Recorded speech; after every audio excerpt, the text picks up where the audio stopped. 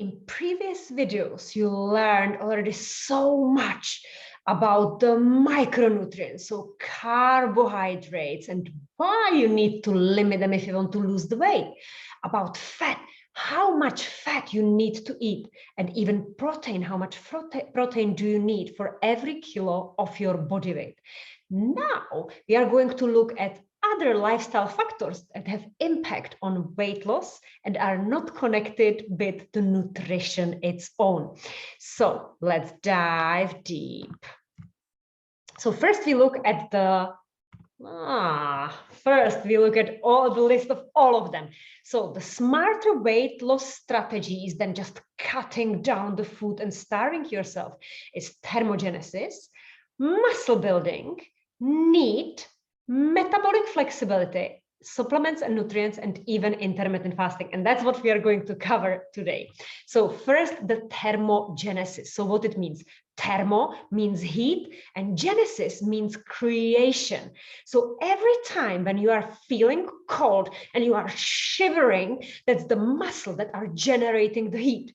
And as you can imagine, this is a hard work for your body to generate the heat. It needs to spend lots of energy and burn lots of calories. So what can you actually do? And it's hard for me to say it. It's taking a cold shower or a cold bath. You know, it's now quite popular, not only because of the thermogenesis, but also to improve your immune system. Because every time when you expose your body to the shock, this is called hormetic shock, you are basically adapting your body to the resistance of the stress, because that is a chemical and mechanical stress. It's increasing the cortisol and adrenaline. But then more you do it, more your body exposes to the stress. And then even when you are exposed to the psychological stress, your body already knows how to shorten the refractory period. And it's always about the refractory period. The same like with meditation, with overeating, with emotional intelligence and the balance. It doesn't mean that when you are meditating, you are always going to be a calm person. No, that anger, if it's your character, always comes. But how you respond to it and how quickly you will be able to take it under control, that is the refractory period. And the same is with thermogenesis. So when you are exposing yourself to the cold shower, cold bath, or any hormetic stress, like sauna, you are creating this stress response using lots of calories and then calming it down. What you can also do if you don't like cold showers and cold bath, like I really don't like it, is, for example, reducing the thermostat in your living room. So if you are used to having 21 degrees in your living room, or maybe, I don't know, 18 degrees in your bedroom, if you take it to 17 or 16 and your body has to generate the heat, you are going to burn the calories, and over time, maybe over 1 month, 2 months, 3 months, you are going to lose weight. You can also use hot spices when you are cooking. So I filmed for you a couple of videos where I'm using the ginger, but you can, for example, also use curcumin or pepper. So with curcumin, it's in this Indian spices, but if you are not keen on that, you can take supplements. I usually recommend from Lambert's. They have 100,000 milligrams in one pill, and it's also helping to remove the inflammation from the body. And if you have any joint pain and muscle pain, the studies showed that within 2 or 3 months, it removes the pain. So you can take it in supplements. But pepper, you can add a little bit of pepper to every meal and generate this heat. You can also drink green tea after lunch. I don't recommend drinking green tea in the morning because it has tannins and they actually contract the muscles of the stomach and they can make you feel sick. And green tea also lowers the blood pressure. So in case you have a low blood pressure, it's not a good idea. And it's not a good idea to drink green tea in the evening because this thein that is containing has a similar molecular structure to caffeine. So in case you are reacting to the caffeine, chances are you are going to react to the thein as well. So drinking the green tea after lunch is the optimal also because it helps to break down the fat cells and speed up the metabolism, therefore process the food that you have been eating for lunch. Having a good sleep routine and basically getting into all 4 stages of the sleep is crucial for the weight loss. And I have a separate presentation that you can either purchase or if you had a bonus, you can watch it as a bonus. And that takes you step by step through the evening routine and explains in details all the 4 stages of the sleep and what's happening during these stages. And fasting, we are going to cover deeply at the end of this presentation. So building muscle is very important. In a previous videos, I explained that you shouldn't use exercise as a source of weight loss. It's not going to directly help you to lose the weight, because during the exercise, if you are exercising for 1 hour on a high intensity interval training, you are burning between 200 to 500 calories, which is not too much. So why do we exercise?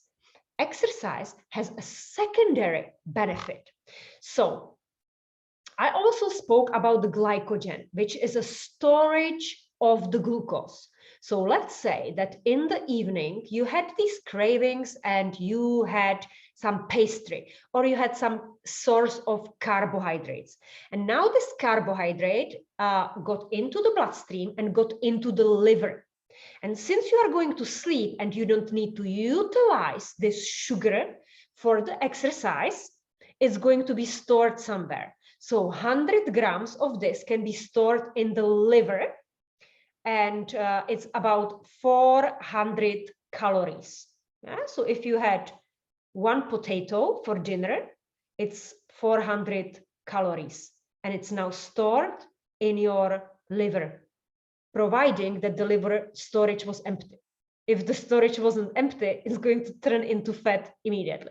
But let's say that you did not eat anything during the day and that potato was the only food that you were eating, and therefore now you are storing 400 calories in the liver, and it's stored there for maybe 20-24 hours before it turns into fat. It turns into fat immediately if you're going to eat something else, but in the night you're not going to eat something else. So why having muscle would be actually beneficial? Because skeletal muscle is storing up to 1,600 calories. So let's say that you ate the potato and the liver storage would be full. You still have the chance to store this glucose in your muscle. And then in the morning, when you are going to exercise, you are going to burn the calories. That is really good. If you don't have the muscle, you cannot store it. And therefore, it's going to be turned into fat and stored as belly fat or any fat on your face and your body and your arms. So also the advantage of having muscle means having more mitochondria. So we know that mitochondria are in skeletal muscle, for example, in heart muscle, because myocardium needs to pump. Even if you eat or don't eat, the energy is needed there all the time. The same for lungs, the same for liver. These organs have quite a lot of mitochondria, and the same for muscle, because your body is building the muscle because you are exercising all the time, and the muscle then knows, okay, she's going to run, she's going to do some like intensive exercise, and we will need to have quite a lot of energy for the muscles. So let's store and create the energy right in the muscle. If you are not exercising every single day, if you don't have enough muscle, you also don't need the mitochondria. And then the chances are you are feeling hungry during the day because there is not this quick creation of the energy, and you need constantly the source of glucose from eating. So you have your breakfast, you have your snack, you need your lunch, you need other snack, you need dinner. You cannot live without food because your body cannot turn other sources into the energy. So to deplete the stores of the glycogen from your muscle, if you have 1,600 calories, it would take around 2 to 4 hours. Right? So that's quite a lot of energy hidden in your muscles. And so this is like intensive training, running, cycling, and then you deplete it. And once you deplete all the stores, the body will tap into the storage of fat. So for example, cyclists, then they are having 8 hours race. They don't have time to eat. Yes, they have some of the gels, but it's mostly electrolytes. It's the salt, potassium, sodium, so that their cells can pump it. And there is a little bit of glucose to get some energy, but it's not enough, because in this 8 hours of the race, they usually burn around 5,000 calories, but their body now knows how to utilize the fat, because mitochondria is smart. Mitochondria can also in the muscle turn the fat into energy. So more mitochondria, more ability to create the energy and become the hybrid car. So the ideal time for exercise is actually morning, because that increases the metabolic response. So let's say that you don't have so much of the glycogen, and when you start running and you deplete your liver glycogen, which is this 400 calories in your 1 hour fast walking, when you are starting, it's good enough, this fast walking. Then when you continue walking, or when you work during the day, the body is still burning. And what is it burning? You did not have breakfast. It starts to burn the fat. And that's what you want for the weight loss. Yoga. Why is yoga good? So yoga is not going to burn many calories, maybe 86 calories per hour in a slow yoga. But what it helps you to do is to activate the parasympathetic nervous system, rest and digest. And you remember from the previous videos that the vagus nerve is connected to your intestine and to all the internal organs. And when you calm down your breath and calm down the mind, it sends a signal to the body that it's okay to tap into the storage of fat. And it's okay to burn the fat and not make you to go to eat something else. Body toning is also very good, because body toning is building the long, lean muscle.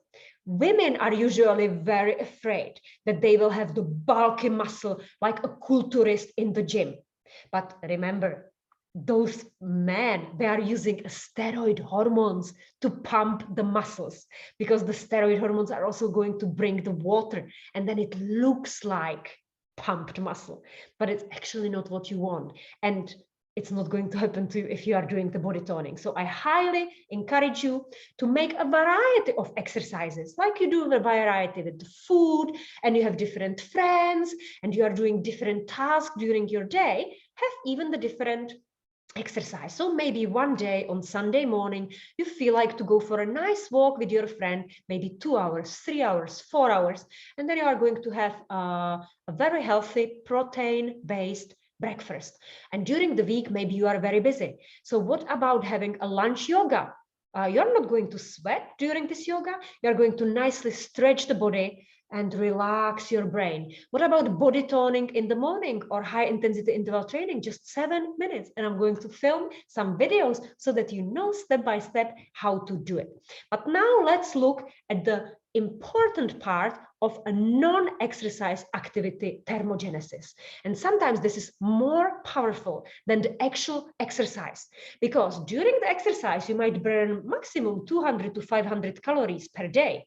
But in this non-exercise activity, thermogenesis, you can burn between 400 to 1,000 calories per day doing just a normal daily tasks, like a brisk walking. And you can do walking every single morning. You get up a little bit earlier and you just go for a 30-minute faster walk. You can do cleaning in the house. You can even come to my house and clean in here if you like it.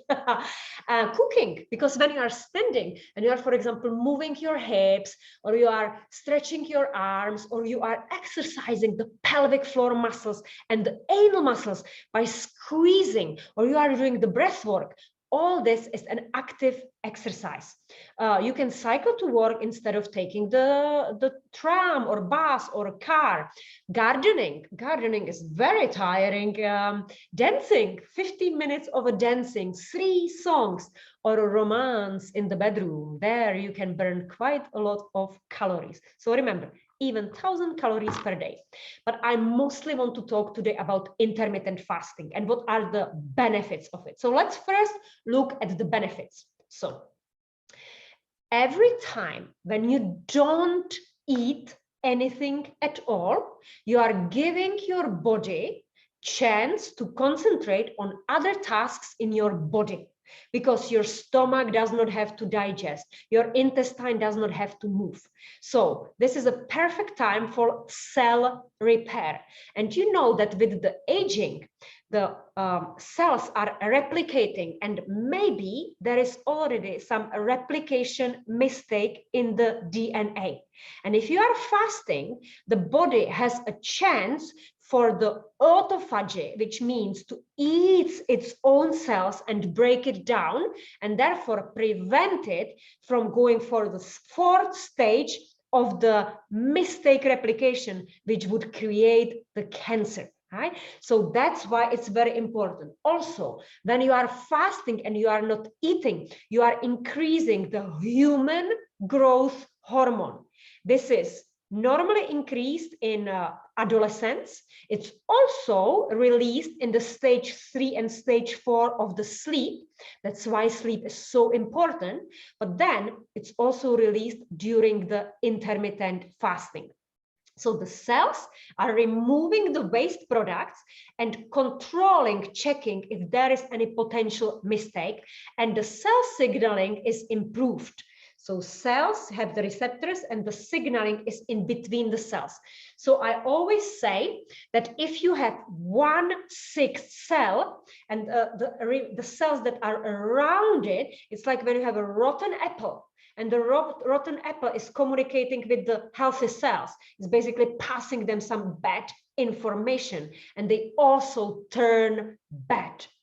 So if this cell is going to be killed in the autophagy, then the remaining cells cannot get the bad signals. So the cell signaling improves. Also, intermittent fasting is going to lower the insulin levels and promote the weight loss. Because in the previous video, we said that insulin is like this guard in the bank. It allows you to save the money into the bank account, but it does not allow you to withdraw the money from the bank account.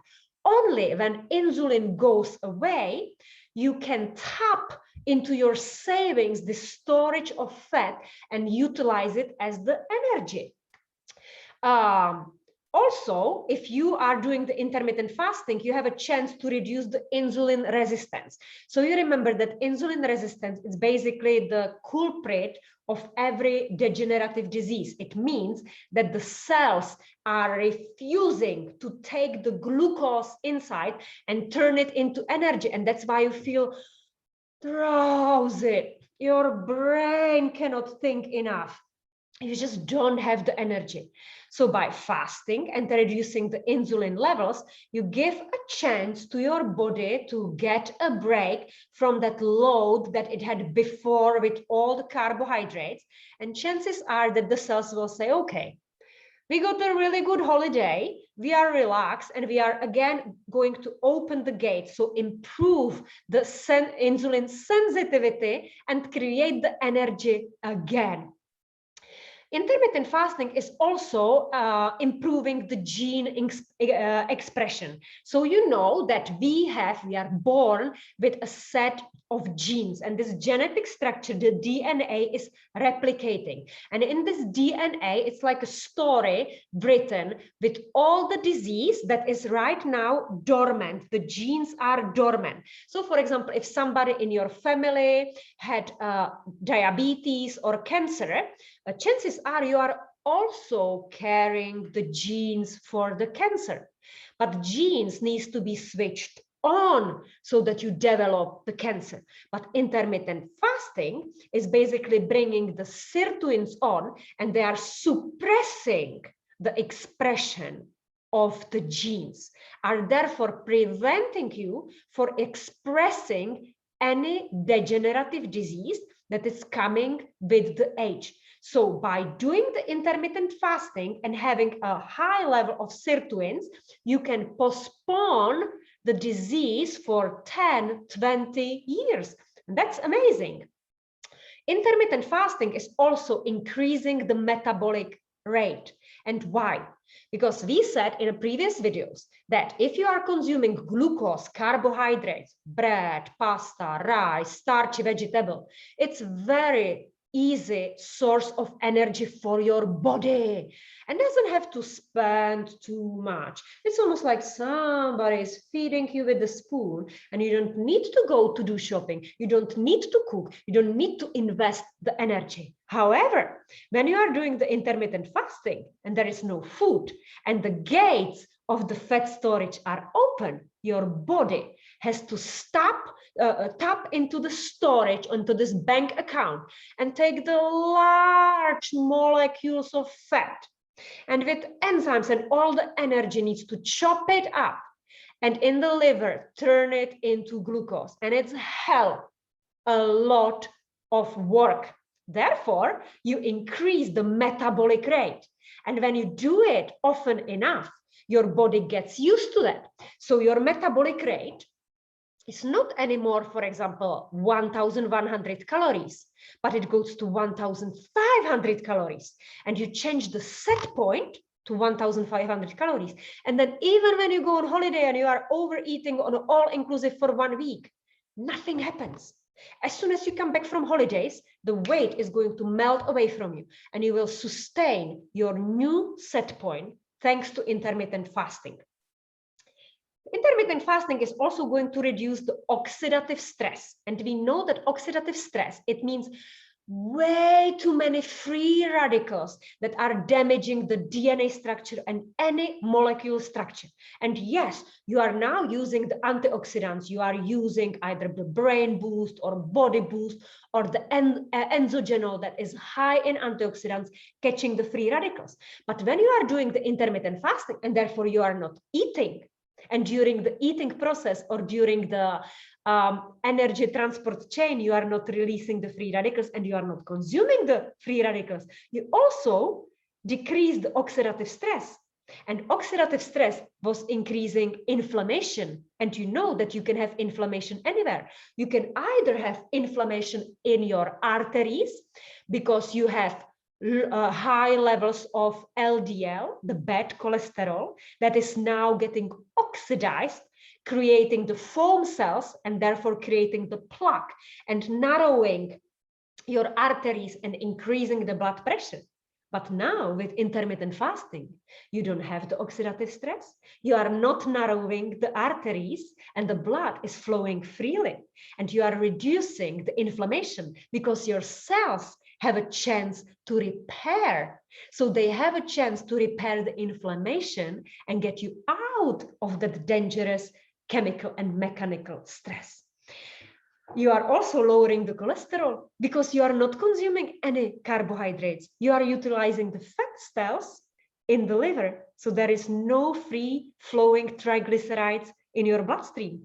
And you are also preventing the neurodegenerative disease like Alzheimer's, Parkinson's, and dementia, because you have the brain-generative neurofactor that is actually feeding and repairing the neurons. So all good. And the cancer prevention as well, we said, cancerous cells, they love glucose, they love sugar. When you are doing the intermittent fasting, you are tapping into the storage of the fat and you are creating only small amount of glucose. Mostly you are running on a ketones. So ketones can also cross the blood-brain barrier. Therefore, you are not feeding the cancerous cells. And in the process of cell repair, you are actually killing the cancerous cells, the mutations. So overall, intermittent fasting is the best way for anti-aging and the prevention of any disease. And with intermittent fasting, you are going to flow through your days with ease and having unlimited amount of energy. So how can you actually do intermittent fasting? Because maybe you have heard about intuitive intermittent fasting. So what's the word intuitive? When you are listening to your intuition, your gut feeling, your inner master, you can listen to your gut feeling, your microbiota, only once you have a healthy microbiota. Otherwise, you need to distinguish between what is the intuition and what is the habit. So if your intuition is telling you to go and eat the chocolate or eat something salty like crisps or go to have a glass of wine, it's maybe not really the intuition, the healthy microbiota. It's maybe the bad bugs that are sending you the signals because they want to create more fat and they want sugar.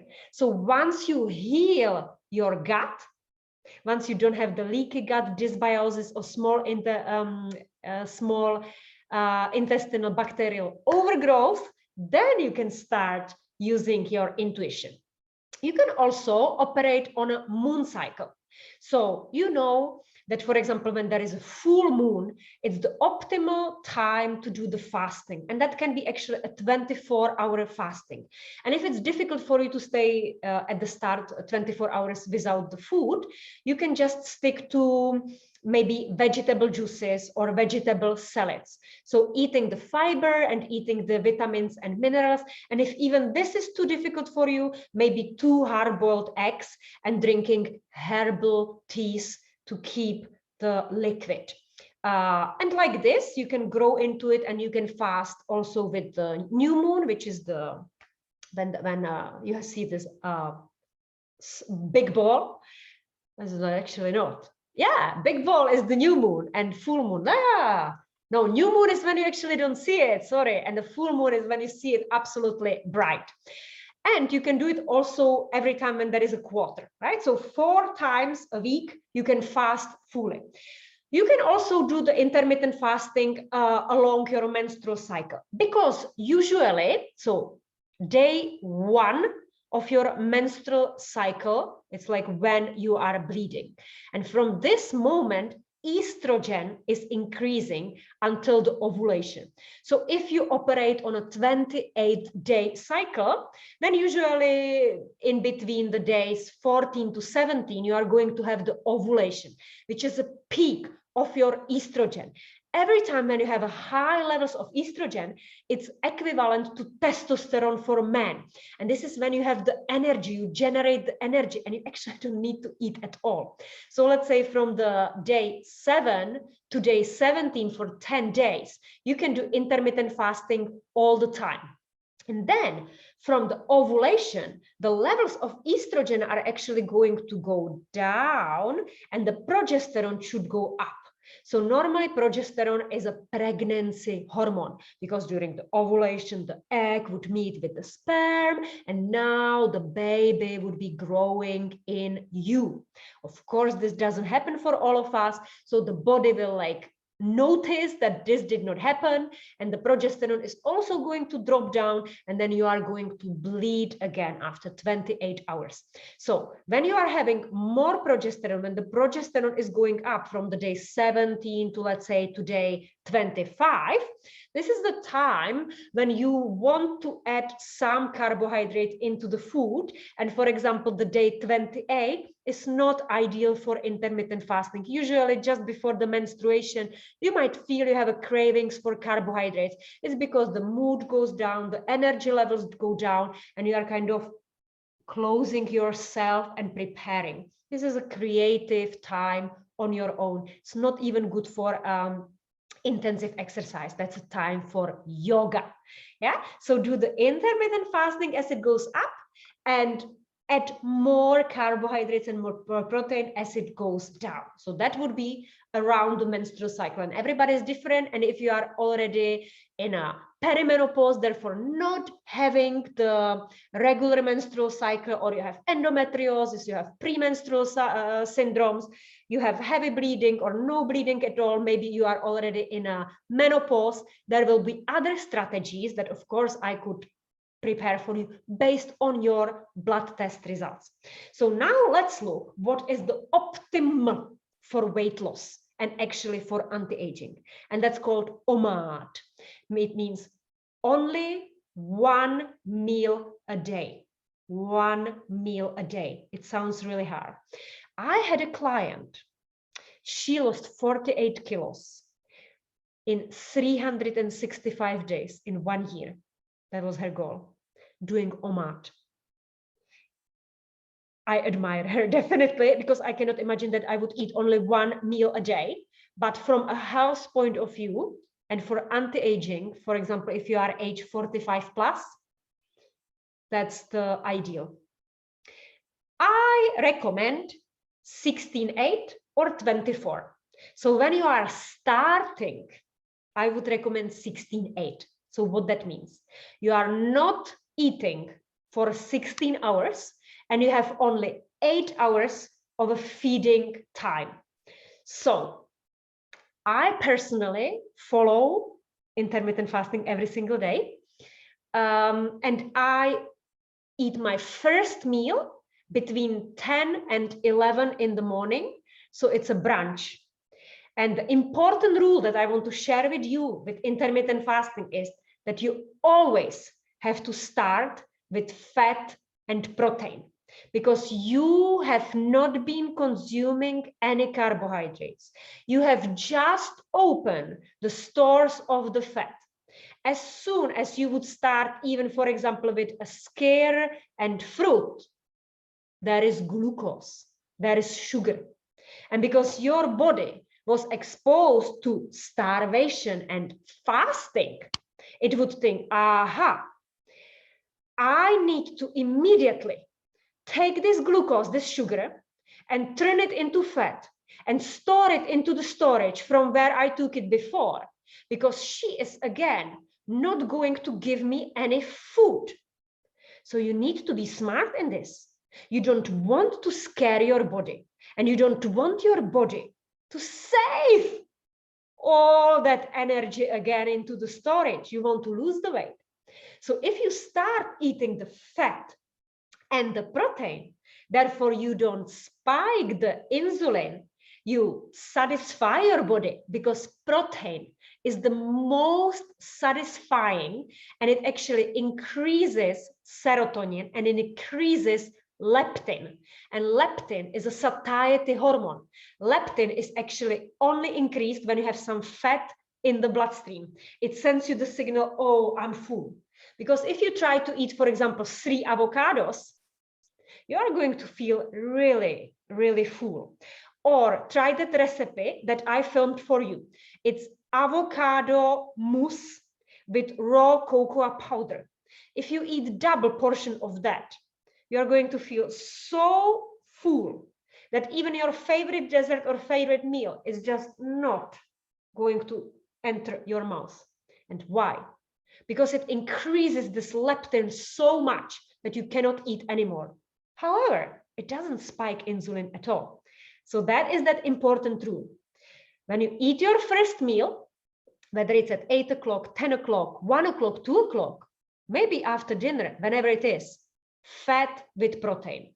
Then wait for 40 minutes, go for a walk, have a nice cup of herbal tea, do whatever activity makes you happy. And then if you feel like, you can have some sort of carbohydrates. Maybe you would want to have yogurt with fruit, with berries, maybe protein pancakes, or any other meal.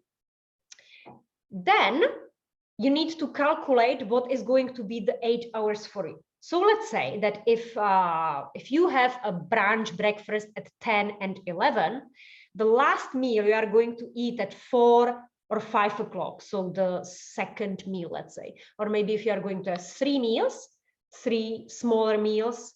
You can have them in this narrow 8 hours window.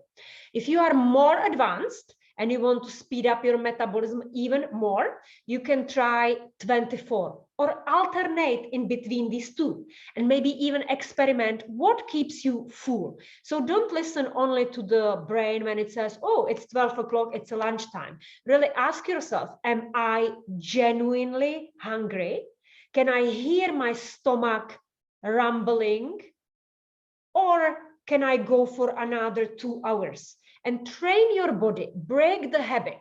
You can train it to whatever. You know that you trained yourself drinking alcohol, you trained yourself smoking. It did not come automatically. You did not like it from the start. So you can train yourself of eating at certain times. So 16, 8, 24. I also want to cover some weight loss supplements, but please, with supplements, disclaimer. Every supplement has side effects, and you are unique. You have your unique biochemistry. Maybe you have low blood pressure, and some of these supplements can lower it even more. Then you are going to feel sick and you can faint. Maybe you have high blood pressure, and maybe you are already using some medication to loosen your blood so that you don't have stroke or any other cardiovascular disease. And in that case, these herbal supplements can interfere with your medication. And therefore, I don't recommend, and even as a disclaimer, I'm saying here, you need to consult with a medical professional before you are going to buy and implement any of these supplements into your routine. But here I am going to mention what the science shows that is beneficial for the weight loss. So it's CLA, which is basically amino acid that is helping to break down the fat cells. And if you purchase also the one-to-one with me, I can help you to order it on internet with my practitioner discounts, because I'm going to order now for me and I can add it into the order for you. Chromium, because chromium is lowering the blood pressure and it's also lowering the appetite. So it's given to diabetic people to lower the insulin, and actually even if the insulin is released, improve the insulin sensitivity. 5-HTP is basically precursor to serotonin, because usually when you are trying to lose the weight and you cut down the carbohydrates, the source of the happiness, because it's increasing the serotonin. So chances are you have a lower mood. So by taking the supplement 5-HTP, which also my practitioner company is selling, you basically give the building block to precursor to serotonin, and therefore you are not looking for happiness in the food because you already have higher levels of serotonin. And 5-HTP is actually using for people who have depression and anxiety, but it's natural. It's coming from seeds from Northern America. Omega-3 is absolutely fantastic, and this one you can take just in case you want. You can take it anytime during the day. It doesn't usually have side effects unless you are taking the blood thinning medication. So omega-3 is loosening the blood, so make it more fluid and more flexible, and it's lowering the thrombocytes. And because it's fluid, it's also anti-inflammatory. It's helping to decrease the inflammation that is usually the cause of the weight loss and the water retention. So omega-3 is amazing. Then green barley. I filmed a video for you with green barley, how you can implement it in the morning. I personally don't like the taste, but I believe it's extremely beneficial for somebody who needs to detoxify the liver. If you have a problem with your liver enzymes, you see in your blood test results that they are high, you either have a problem with phase 1 or phase 2, green barley can help you. And actually Body Boost, the product that I recommend, also has green barley in there. And then you can have this herb Garcinia cambogia that I actually have at home as well, and that is also suppressing the hunger and helping to speed up the metabolism. B5 is very important for speeding up the metabolism, and you find it nearly in every multivitamin. Digestive enzymes can be very helpful, but they have many side effects, so I don't recommend buying it on your own, and they must always be taken with the food. Otherwise it damages the stomach lining, it damages the intestine, and you can end up in a hospital. Rhodiola rosea would be a great supplement for somebody who is close to burnout, who doesn't have enough energy, whose blood test results showed adrenal fatigue, fibromyalgia, who doesn't have the energy to do the exercise and feels completely drowsy and exhausted and dizzy. Because this is given, it's an adaptogenic herb from Siberia, and it's given to athletes to improve their performance. And there is only a certain time of the day and combination when you can take it. So again, I don't recommend that you supplement it on your own. And then probiotics. So probiotics either in the food, so it's the kimchi, kefir, or any fermented food, and this only if you are not suffering with digestive issues. Because if you have dysbiosis, if you have candida, if you have any yeast, if you have any parasites, you are going to get even more bloated if you are using probiotics or prebiotics. So considering that you are completely healthy, you only want to lose the weight, probiotics are a really good choice for you. So I gave you many tips, and I encourage you to take it easy, because if you want to implement everything that I shared with you in one go, you might feel overwhelmed. So it's just the awareness.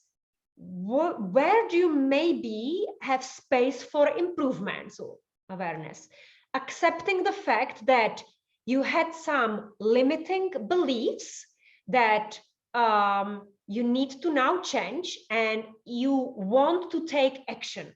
So even look into every time when you say, but I can't exercise, I can't fast, I tried it, it failed. Is it really that you can't, or you don't want to?